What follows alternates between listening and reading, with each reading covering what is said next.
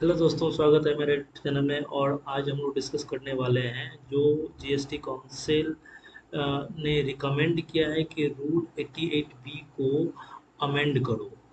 और इसमें अमेंडमेंट करने से क्या फ़ायदा होगा टैक्स पेयर को। अगर मान लीजिए किसी टैक्स पेयर के इलेक्ट्रॉनिक कैश लेजर में बैलेंस पड़ा हुआ है due to some technical glitch या चाहे जो भी रीज़न हो, वो जीएसटी रिटर्न फाइल नहीं कर पा रहा है, जिसके लिए कि क्या हो रहा है कि उसे इलेक्ट्रॉनिक कैश लेजर से वो अमाउंट डेबिट नहीं हो रहा है।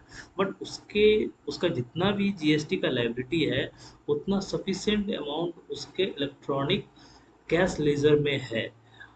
और वो due to some technical glitch या कोई भी रीज़न हो जिसके लिए वो जीएसटी रिटर्न फाइल नहीं कर पा रहा है, तो उस पर सेक्शन 50 के तहत उस पर इंटरेस्ट नहीं लगना चाहिए।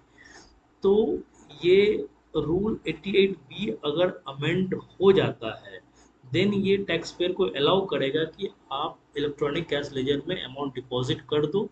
ट्राई करो रिटर्न फाइल करने का। अगर रिटर्न फाइल नहीं भी होता है तो आपको इंटरेस्ट नहीं देना पड़ेगा, क्योंकि ऑलरेडी आप जितना भी आपका टैक्स लायबिलिटी है वो इलेक्ट्रॉनिक कैश लेजर में आप डाल चुके हैं, तो आपका इंटरेस्ट वहीं पे स्टॉप हो जाता है। सेम केस जो सिमिलर केस जो Madras high court already Eicher motor limited के केस में दिया था, उसी को जीएसटी काउंसिल मीटिंग ने रिकमेंड किया है। जिसके लिए कि अब सेक्शन 50 के तहत अगर आपके इलेक्ट्रॉनिक कैश लेजर में बैलेंस है जितना कि आपका जीएसटी लायबिलिटी बन रहा है उस मंथ का, तो आपको इंटरेस्ट नहीं देना पड़ेगा।